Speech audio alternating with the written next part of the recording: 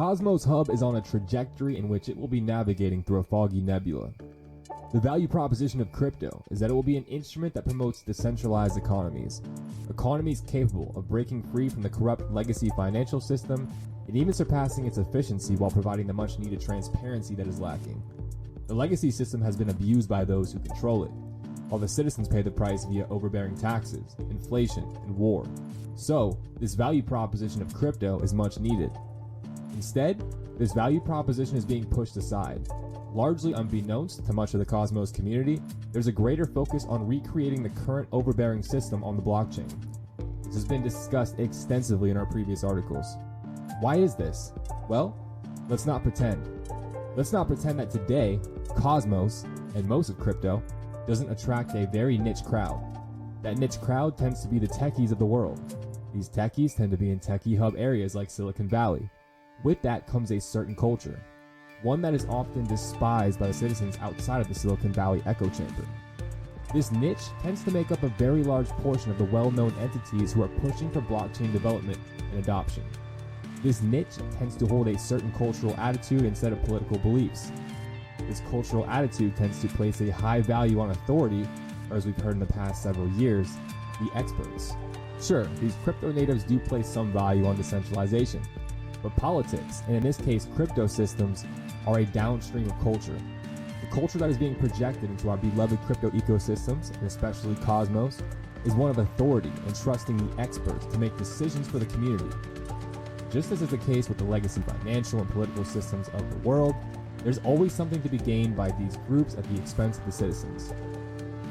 The majority of the freedom and liberty-oriented crypto individuals seem to be hyper-focused on Bitcoin. However, there are a growing number of us crypto natives who understand that the world will not magically become a better place simply by hodling your Bitcoin. So where does that leave the freedom and liberty-oriented cosmonauts, the ones who are here to take part in an ecosystem that evolves into a truly distributed system? For now, it leaves us as a voice of reason that is drowned out by the overbearing culture aforementioned. We are forced to go along with some of the seemingly dystopian developments in the Cosmos network. We do so because we have a fundamental belief in the potential of the network and its emphasis on sovereignty. Unfortunately, it appears the Cosmos Hub is being bled dry by the cartel of Cosmos validators and influencers. They are assisting community leeches who serve as little more than pirates looting the community pool. There's been much talk of reforming the governance mechanisms of the Cosmos Hub, but without a cultural overhaul, any reform will be of little impact. In an impressive display of grifting, Ethan Buckman attempted to gaslight the community at Cosmoverse last year by saying the Cosmos Hub had sacrificed itself and got nothing in return. This is what the Cosmos Hub looks like, all right? Nailed to the fucking cross, right? His solution was Atom 2.0, which would have effectively forced the Cosmos Hub to sacrifice itself even harder, with 100% of its inflation going into a community pool to be used as a Web3 version of a slush fund. When the Atom 2.0 proposal was rejected by the community, the next move was to increase the staking tax by 5 times from 2% to 10% via Prop 88. Even the parties opposed to Atom 2.0 agreed that this was the right move.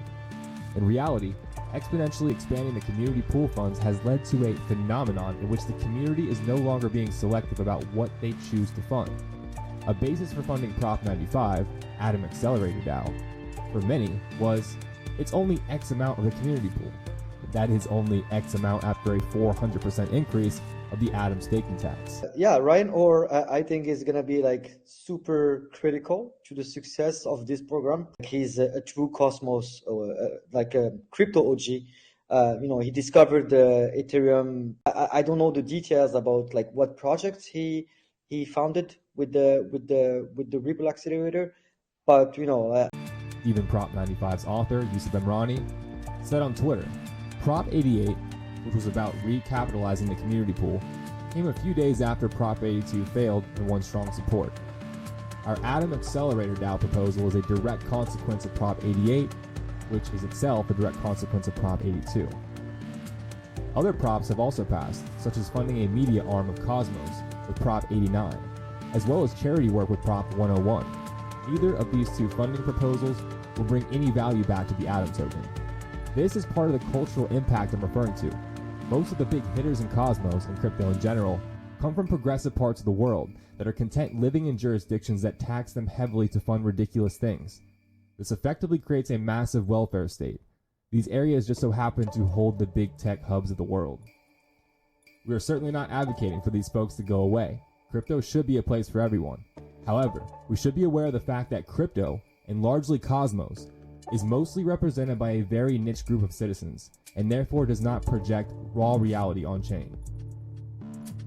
While not inevitable, Cosmonauts should understand the risk of the Cosmos Hub slowly having its life force completely drained by all the parties seeking to gain control of its economic engine. It's quite unfortunate that the Cosmos Hub did not have a constitution in place prior to launch.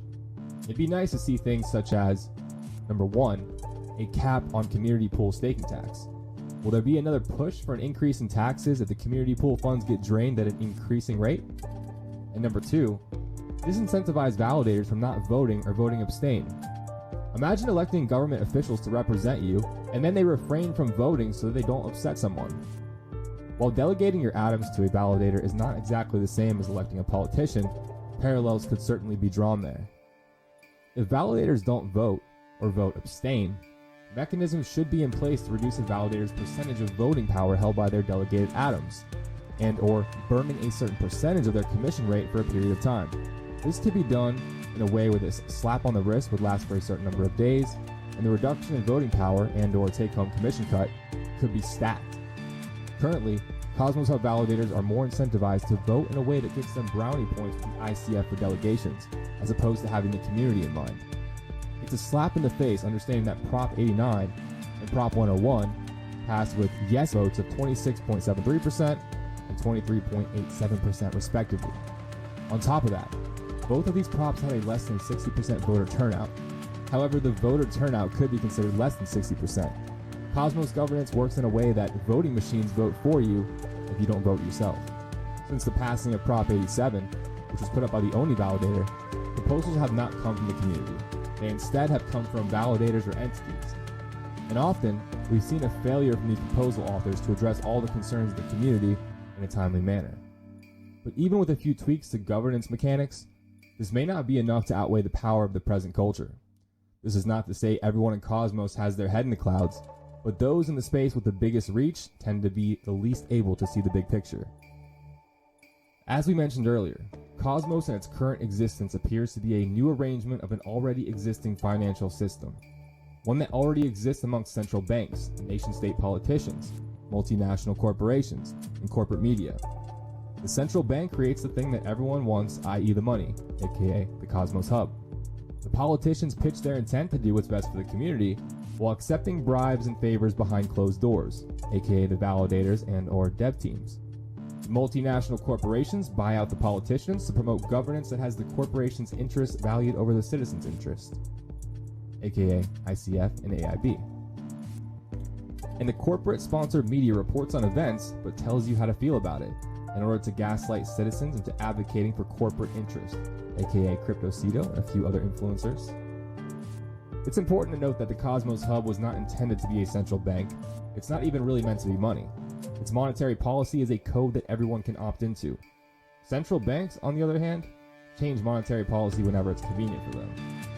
It's secondly important to note that not all validators and dev teams are willing to move against the community's interests if it fills their pockets. But as one Anon developer explains, I'm a programmer. Do I work on software making the world a better place? No, I work on software making it easier for capitalists to exploit the working class. Could I work on solutions making the world a better place to live? Of course I could. That was always my dream. But the problem is, in capitalism, absolutely no one would pay me to do that, and I have to eat. I have bills to pay. Also, it's important to note that not all entities are focused on bribing validators. Finally, it's important to note that not all Cosmos influencers are grifting. However, it's important to understand that these occurrences are happening in our ecosystem. So, what should we do? It's first important to note that the idea of a hub has a centralized component to it. One particular definition of a hub reads as the following: the effective center of an activity, region, or network. We cannot be under the impression that by making the Cosmos Hub the true center of ecosystem development, we will end up with the most decentralized version of the Cosmos network. Whether that's a good or a bad thing is up to the community to decide. It may be that a truly decentralized ecosystem is one that is distributed. Perhaps what is really needed are strong standalone layer 1 app chain products that focus solely on optimizing their product or service. Recently, an analysis of how currently profitable Cosmos Hub interchain security might be was performed.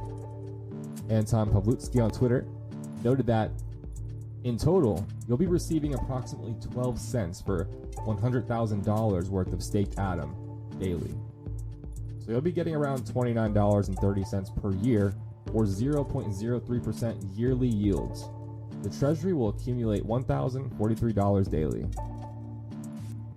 Instead of the Cosmos Hub trying to overextend itself with funding unproven projects, perhaps it would be better to sit back and let the constellation around the Cosmos Hub organically grow. Once several projects have amazing standalone applications that have transactions far exceeding that of Osmosis, Juno, Emos, and/or Secret, maybe then is when we should focus on how and where the Cosmos Hub will assist the ecosystem in scaling its security. If the Cosmos Hub chases down endless leads and overbuilds while forcing the validators to do more tasks for mere pennies, the Cosmos Hub will have to spend time and resources unplugging itself from other chains. Plus, getting microdust amounts of shitcoins is a sure way to bum out the community and kill energy in the network. If the community pool is to fund development of any kind, it should first and foremost be a standalone consumer app chain. Work on one chain at a time, while simultaneously keeping an eye out for standalone app chains that are aiming to bring hundreds of millions or even billions of people into Cosmos.